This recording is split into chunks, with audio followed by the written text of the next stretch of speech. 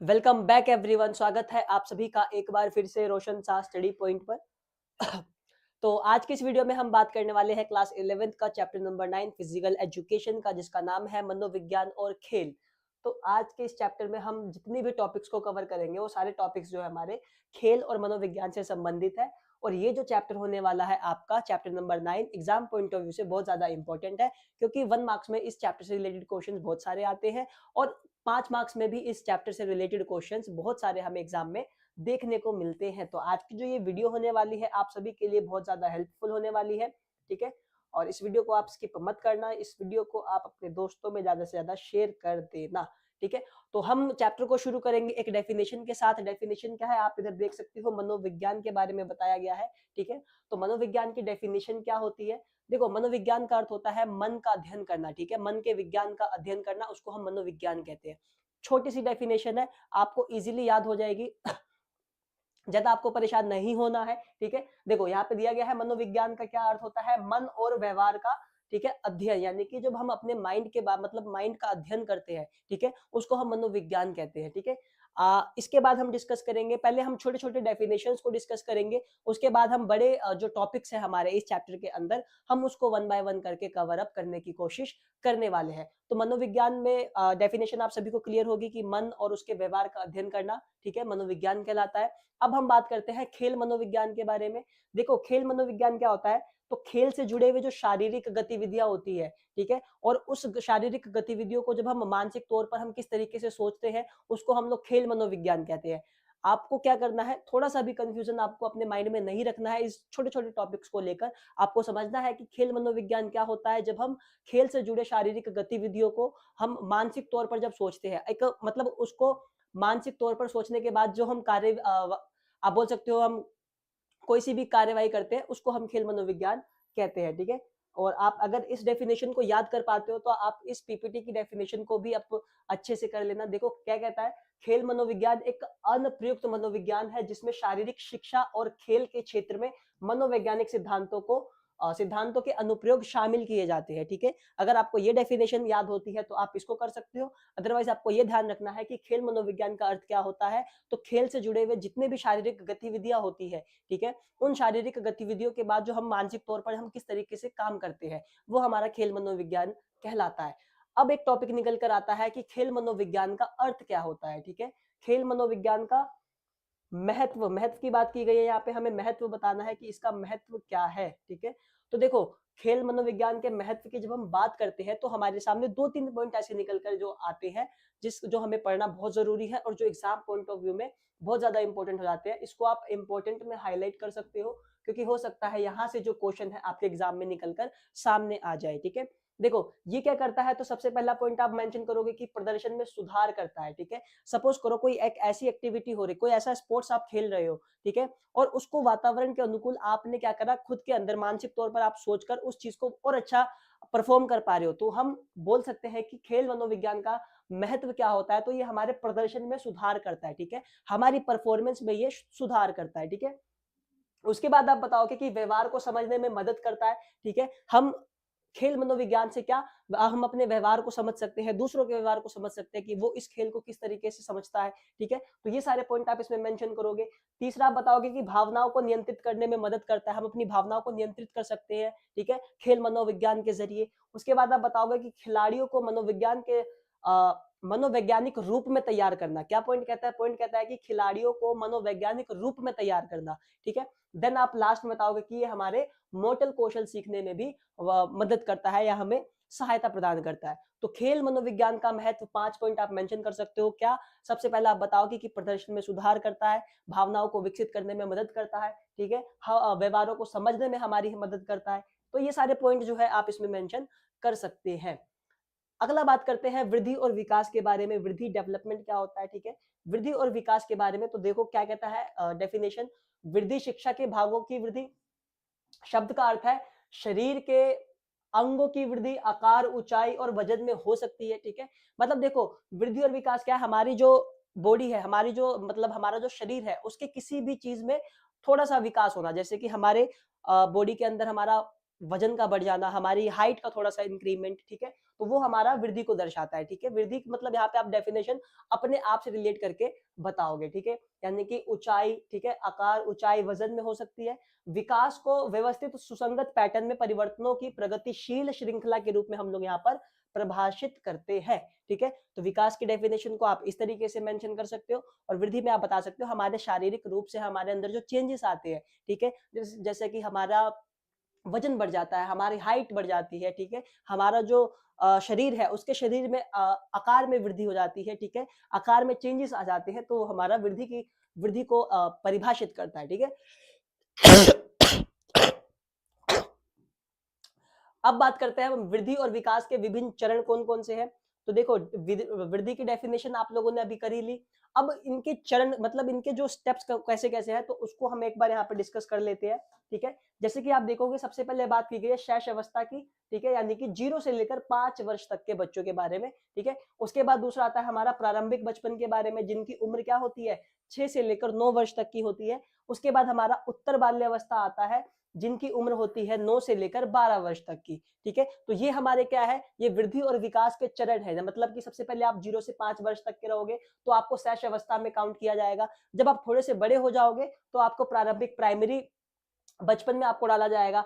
अब आप उससे भी ज्यादा बड़े हो जाओगे तो आपको उत्तर बाल्यावस्था में डाला जाएगा, ठीक है। तो इस तरीके से जब आप बढ़ते चले जाओगे, जब आपका जो वृद्धि होता रहेगा आपके शरीर के अंदर, तो आपकी जो स्टेजेस है, ठीक है, जो चरण है आपकी शारीरिक गतिविधियों के, वो भी यहाँ पे क्या हो जाएंगे, चेंज होते रहेंगे। उत्तर बाल्यावस्था के बाद आप कौन सी अवस्था में आ जाओगे, किशोर अवस्था में आ जाओगे, जिसकी क्या उम्र है, 12 से लेकर 18 वर्ष तक की, ठीक है। और किशोर अवस्था के बाद यानी कि आप आ जाओगे अडल्ट एज में, ठीक है, ठीक है, व्यस्तता की एज में, जिसकी है 18 वर्ष से उससे ऊपर, ठीक है। तो ये सारे डेफिनेशन आपको याद रखने हैं कि वृद्धि और विकास के चरण कौन कौन से हैं। तो सबसे पहले आप बताओगे शैश अवस्था के बारे में, ठीक है, सबसे पहले आप शैश अवस्था के बारे में बताओगे, फिर आप प्रारंभिक बचपन के बारे में बताओगे, फिर आप उत्तर बाल्यावस्था के बारे में बताओगे, और आप किशोर अवस्था के बाद व्यस्तता को आप दर्शाओगे, यानी कि अडल्टहुड को आप यहाँ पे परिभाषित करोगे। तो कितने चरण हो गए हमारे यहाँ पे, देखो 5 हमारे चरण हो जाते हैं। सबसे पहले शैशवावस्था, दूसरा प्रारंभिक बचपन, तीसरा उत्तर बाल्यावस्था, चौथा किशोरावस्था, पांचवा हमारा अडल्टहुड यानी कि व्यस्तता, ठीक है। तो हमारे वृद्धि और विकास के कितने चरण है, 5 चरण है, ये आपको ध्यान में रखना है। यहाँ से जो है प्रश्न हो सकता है आपके एग्जाम में भी आ जाए, ठीक है। चलिए अब बात करते हैं अगले टॉपिक की तरफ। अगला टॉपिक हमसे क्या कहता है कि किशोर अवस्था, ठीक है, अगला टॉपिक हमारा किशोर अवस्था से यानी कि जो हमारी टीन एज होती है, ठीक है। तो क्या टॉपिक हमसे पूछता है, यहाँ पे देखो बताया जा रहा है कि किशोर अवस्था की समस्याएं। सबसे पहले हम किशोर अवस्था की डेफिनेशन को बताएंगे, उसके बाद हम बताएंगे किशोर अवस्था की समस्याओं के बारे में, ठीक है, और उसके बाद हम बताएंगे कि किशोरों की समस्याओं का प्रबंधन, ठीक है। तो यहाँ पे क्या हमें 3 टॉपिक को कवर करना है। सबसे पहला टॉपिक हमारा निकल कर आता है किशोर अवस्था के बारे में, यानी कि किशोर अवस्था होता क्या है, उसकी डेफिनेशन क्या होती है। तो आपको बताना है किशोर अवस्था की जब डेफिनेशन की बात होगी तो आप कहोगे कि बचपन से व्यस्तता में परिवर्तन की अवधि, ठीक है। मतलब कि टीनेज क्या होता है, टीनेज की डेफिनेशन क्या होगी, जब आप बचपन से लेकर जब आप अडल्ट होने की जो एज में पहुंचने वाले होते हो, तो उसका जो टाइम पीरियड होता है, वो बीच का जो टाइम पीरियड होता है, उसको हम लोग किशोर अवस्था कहते हैं, ठीक है। अब हमने डेफिनेशन कर ली, अब हम बात करेंगे किशोर अवस्था की समस्याओं के बारे में, ठीक है। तो देखो यहाँ पे हम देखेंगे किशोर अवस्था की समस्या कौन कौन सी होती है, ठीक है। आप इधर देखोगे, यहाँ पे दिया गया है किशोर अवस्था की समस्याएं। तो सबसे पहला समस्या क्या होता है, डिप्रेशन। डिप्रेशन जो है वो टीन एज के बच्चों में बहुत ज्यादा होता है, और अभी तो आप लोगों के एग्जाम चल रहे हैं, कोई बच्चा ऐसा होगा जिसने प्रिपरेशन नहीं करी है और वो एग्जाम को लेकर बहुत टेंशन में होगा, ठीक है। अगर आप ऐसे कोई भी बच्चे हैं तो आप रोशन सा स्टडी पॉइंट को ज्वाइन कर लो, ठीक है, ताकि आपकी जो प्रिपरेशन है बहुत अच्छे तरीके से हो जाए, हर एक सब्जेक्ट की तैयारी आपकी बहुत अच्छे तरीके से हो जाए, ठीक है। तो डिप्रेशन सबसे पहली समस्या होती है बच्चों के अंदर, जो टीनेज की अवस्था में होते हैं उनके अंदर डिप्रेशन की समस्या बहुत ज्यादा होती है। वो छोटी छोटी बातों को लेकर डिप्रेस हो जाते हैं, ठीक है। यानी कि मैंने एग्जाम की प्रिपरेशन नहीं करी, मेरा एग्जाम कैसा जाएगा, एग्जाम तो चलो दे दिया, अब मेरे मार्क्स कैसे आएंगे, मार्क्स कम आएंगे तो पेरेंट्स जो है वो मतलब बहुत सारी समस्याएं उनको सामना करना पड़ता है, ठीक है। दूसरा पॉइंट आप मेंशन करोगे कम आत्मसम्मान के बारे में, ठीक है। कम आत्मसम्मान भी बहुत जरूरी है किशोर अवस्था की एक समस्याओं में, ये भी बहुत महत्वपूर्ण रोल निभाता है, ठीक है। तो आपको क्या करना है, किशोर अवस्था की समस्याओं में 2 पॉइंट कौन कौन से मेंशन करने हैं। सबसे पहले आप मेंशन करोगे डिप्रेशन के बारे में, उसके बाद आप मेंशन करोगे कम आत्मसम्मान के बारे में, और आप तीसरा पॉइंट मेंशन करोगे दवाई का दुरुपयोग, ठीक है। मतलब कि जब वो डिप्रेशन में होते हैं तो बहुत सारी ऐसी चीजों का यूज करते हैं जो कि उनके स्वास्थ्य के लिए, उनके हेल्थ के लिए बहुत ज्यादा हानिकारक भी होता है, ठीक है। तो ये सारी चीजें आप इसमें मेंशन करोगे। उसके बाद चौथा पॉइंट आप एक मेंशन कर सकते हो कि आपराधिक एवं सामाजिक गतिविधि, ठीक है। तो मतलब वो ऐसी ऐसी जब टीनेज में होते हैं तो थोड़े बहुत अपराध की तरफ भी वो लोग अग्रसर हो जाते हैं। तो ये सारी समस्याएं कौन कौन सी है, ये टीनेज में होने वाली समस्याएं हैं। 4-5 पॉइंट आप इसमें मेंशन कर दोगे अगर ये प्रश्न आता है। प्रश्न कुछ इस तरीके से होगा कि किशोर अवस्था को परिभाषित कीजिए और किशोर अवस्था की किन्हीं 4 समस्याओं का वर्णन करें, ठीक है। तो सबसे पहले आप किशोर अवस्था की डेफिनेशन को बताने वाले हो, उसके बाद आप किशोर अवस्था की समस्याओं को जब आप बताओगे तो 4 पॉइंट आप मेंशन करोगे। सबसे पहले क्या, डिप्रेशन को आप मेंशन कर दोगे पहले पॉइंट के रूप में। दूसरे पॉइंट के रूप में आप कम आत्मसम्मान को मेंशन करोगे। तीसरे में आप करोगे दवाई का दुरुपयोग, ठीक है। और चौथे पॉइंट में आप मेंशन करोगे आपराधिक एवं सामाजिक गतिविधियां। 4 पॉइंट बहुत होंगे, ठीक है। चलिए आगे बढ़ जाते हैं अगले टॉपिक की तरफ। अगला टॉपिक है हमारा, हाँ इसी में एक टॉपिक रह गया था हमारा कि किशोर अवस्थाओं की समस्याओं का प्रबंधन हम लोग किस तरीके से कर सकते हैं, ठीक है। जब प्रबंधन की बात आएगी तो आप लोग क्या करोगे, 3-4 पॉइंट आप इसमें भी मेंशन करोगे। सबसे पहले क्या आपको बताना है पहले पॉइंट के रूप में कि माता पिता की सहानुभूति और उदार रवैया, ठीक है। ये पहला पॉइंट आप मेंशन करने वाले हो। दूसरा आप मेंशन करोगे कि घर और स्कूल में स्वास्थ्य वातावरण, ठीक है। हम इस अगर किशोर अवस्था की कोई भी समस्या अगर आपके पास है तो आप क्या कर सकते हो, आपको ध्यान देना है कि घर और स्कूल में स्वास्थ्य वातावरण बना रहे, ठीक है, ताकि बच्चा डिप्रेशन में ना जाए। उसके बाद आप मेंशन करोगे कि किशोर अवस्था मनोविज्ञान का पेपर ज्ञान, ठीक है। बच्चों को थोड़ा साइकोलॉजिकल नॉलेज होना बहुत जरूरी है, ठीक है, किशोर अवस्था को लेकर। देन आप मेंशन करने वाले हो उचित यौन शिक्षा। उसके बाद आप मेंशन करोगे ऊर्जा को सही दिशा में प्रवाहित करना, ठीक है। मतलब कि बच्चे क्या होते हैं, अपनी एनर्जी को कहीं और यूज कर लेते हैं, तो वो चीज आपको नहीं करनी है। आपको अपनी एनर्जी को बचा के रखना है और उस एनर्जी का सही जगह पे सही टाइम पर यूज करना है। तो ये हमारे किशोर अवस्था की समस्याओं का प्रबंधन आप इस तरीके से अपने एग्जाम में कर सकते हो, ठीक है। अब बात करते हैं सीखना और सीखने के नियम और सीखने के स्थानांतरण को परिभाषित करें। अब इस टॉपिक में भी हमें 3-4 चीजों को समझना है। सबसे पहले हमें क्या ध्यान देना है, सीखने की डेफिनेशन क्या होती है। उसके बाद आपको बताना है कि सीखने के नियम और सीखने का स्थानांतरण को परिभाषित हमें यहाँ पर करना है, यानी कि एक टॉपिक में हमें 2-3 चीजों के बारे में यहाँ पे एक्सप्लेन करना है। तो देखो सीखने की जब डेफिनेशन की अगर बात होगी तो ये तो आप सभी को पता होगा, ठीक है। हम लोग क्या करते हैं, हम लोग हर सेकंड कुछ ना कुछ नया सीखते रहते हैं, हर एक मिनट कुछ ना कुछ नया सीखते रहते हैं, ठीक है। तो सीखने की डेफिनेशन बहुत इजी है, क्या हो सकती है, देखो सीखना एक जीवन भर चलने वाली प्रक्रिया है, ठीक है। मतलब कि लर्निंग एक ऐसी चीज है जो कभी भी खत्म नहीं होती है, ठीक है। आप लोग आज कुछ सीख रहे हो, थोड़ी देर बाद कुछ नया सीखोगे, उसके बाद फिर कुछ नया सीखोगे। तो सीखने की जो प्रक्रिया है वो लगातार चलती रहती है। तो आपको बताना है इसकी डेफिनेशन अगर आती है एग्जाम में तो आप लिख देना कि सीखना क्या है, एक जीवन भर चलने वाली जीवन भर चलने वाली एक प्रक्रिया है, ठीक है। देखो और अगर आप इसको बड़ा करना चाहते हो तो आप बता सकते हो यह गर्भ में शुरू होती है और कब्र में खत्म होती है। मतलब जब हम जो एक बच्चा होता है जब अपने माँ के पेट में होता है तब से वो सीखना शुरू कर देता है, ठीक है। और जब तक वो मरता है तब तक वो चीजों को सीखते रहता है। तो डेफिनेशन को अगर आपको बड़ा करना है तो आप इस लाइन को भी ऐड कर सकते हो, ठीक है, ताकि आपकी जो डेफिनेशन है थोड़ी और बड़ी लगे, ठीक है। देखो सीखना अनुकूल एवं समायोजन भी है, ठीक है। इसके बाद हम बात करते हैं सीखने के नियम और सीखने को स्थानांतरण को, ठीक है। देखो सीखने के नियम की जब हम बात करेंगे, ठीक है, सीखने के नियम तो यहाँ पे 2 तरीके से हम इसको कर सकते हैं। एक होता है हमारा प्राथमिक नियम और एक होता है हमारा द्वितीयक, ठीक है, यानी कि माध्यमिक आप बोल सकते हो उसको। तो सीखने के प्राथमिक नियम में कौन कौन से पॉइंट आप मेंशन करोगे, तो कानून की तैयारी, प्रभाव का नियम और कानून का अभ्यास, ठीक है। तो ये सारी चीजें सीखने के प्राथमिक विकास या प्राथमिक नियम के अंदर आती है। दूसरा है आपका सीखने के माध्यमिक नियम, तो आपको क्या करना है, विवाद नगरी का कानून, ठीक है, समानता का नियम, प्रधानता का नियम और नवीनता का नियम। तो 4 नियम आपके किस में आ जाएंगे, सीखने के माध्यमिक नियम में आ जाएंगे। और ऊपर के 3 नियम किस में आ जाएंगे, सीखने के प्राथमिक नियम के अंतर्गत आ जाएंगे। ठीक है,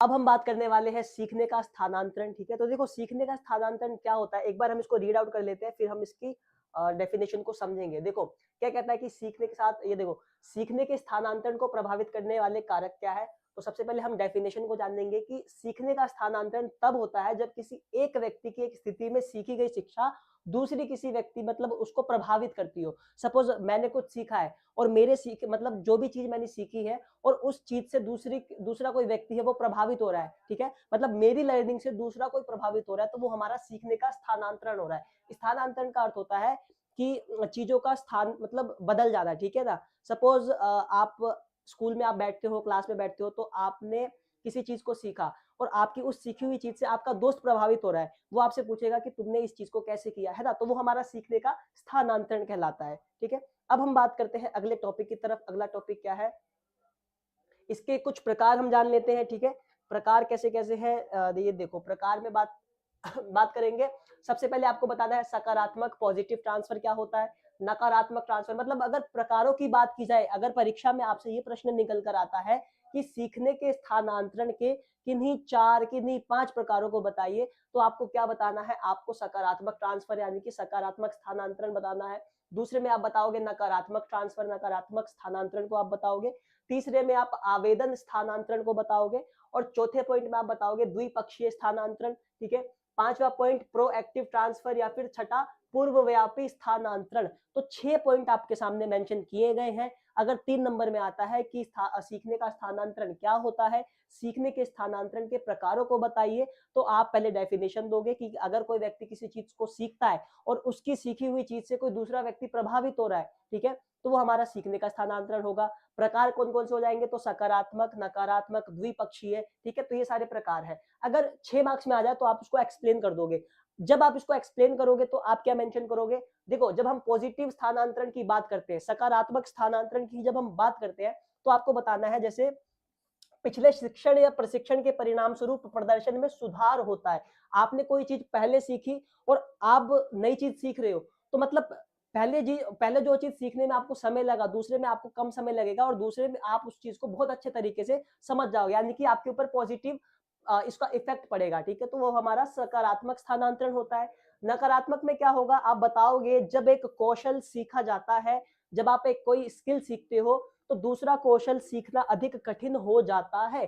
सपोज करो कि आपने एबी डिविलियर्स को देखा होगा, वो कैसे कैसे शॉट्स खेलता है मैच के अंदर। ठीक है, अब कोई दूसरा उसकी टेक्निक को सीखना चाहे तो उसके लिए क्या होगा, वो थोड़ा सा मुश्किल होगा, तो उसको हम नकारात्मक स्थानांतरण के अंदर परिभाषित करते हैं। ठीक है, डेफिनेशन क्या हो जाएगी कि जब आप किसी एक स्किल को अच्छे से कर लेते हो, तो आपके लिए दूसरी स्किल को सीखने में थोड़ी सी परेशानी, थोड़ी सी कठिनाई आती है, तो उसको हम बोलते हैं नकारात्मक स्थानांतरण।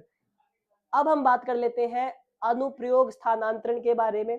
अनुप्रयोग स्थानांतरण क्या होता है, जब आपने किसी चीज को सीखा, ठीक है, किसी चीज को आपने सीखने के बाद उसको अपनी लाइफ में यूज किया, ठीक है, मतलब अपनी लाइफ में आप उसका उपयोग कर रहे हो, तो वो हमारा अनुप्रयोग स्थानांतरण कहलाएगा। क्लियर है सभी को। अब हम बात करते हैं द्विपक्षीय। द्विपक्षीय स्थानांतरण क्या होता है कि जब शरीर के एक तरफ के सदस्य के प्रदर्शन में परिवर्तन होता है, जिसके परिणाम स्वरूप दूसरी तरफ उसका प्रभाव हमें मतलब दूसरी तरफ का जो उसका सदस्य है वो प्रशिक्षित किया जाता है, उसको हम बोलते हैं द्विपक्षीय।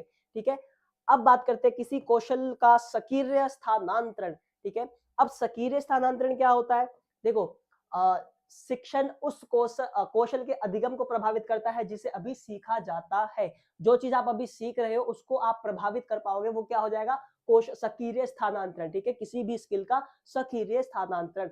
अब हम बात करते हैं पूर्वव्यापी स्थानांतरण के बारे में।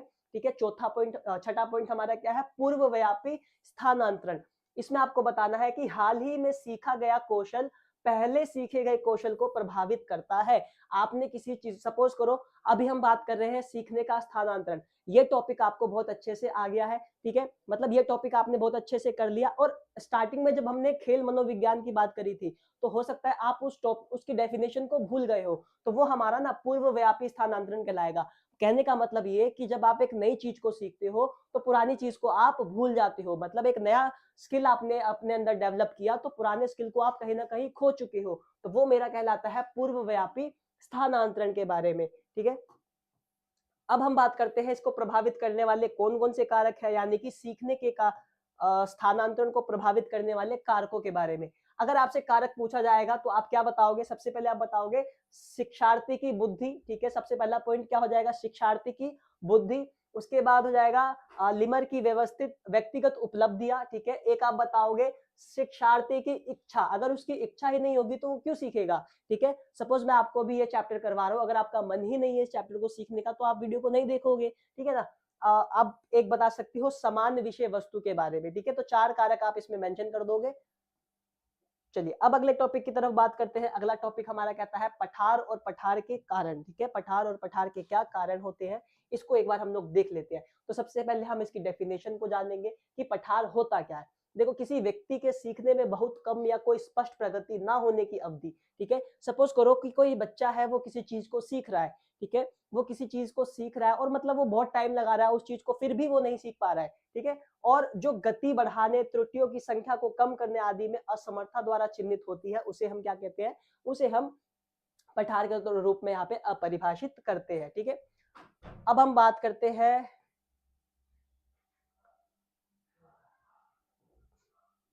देखो, ये सीखने की अवस्था बताई गई है। तेजी से सीखना, यहाँ पे आप बहुत अच्छे से ग्राफ में समझ सकते हो।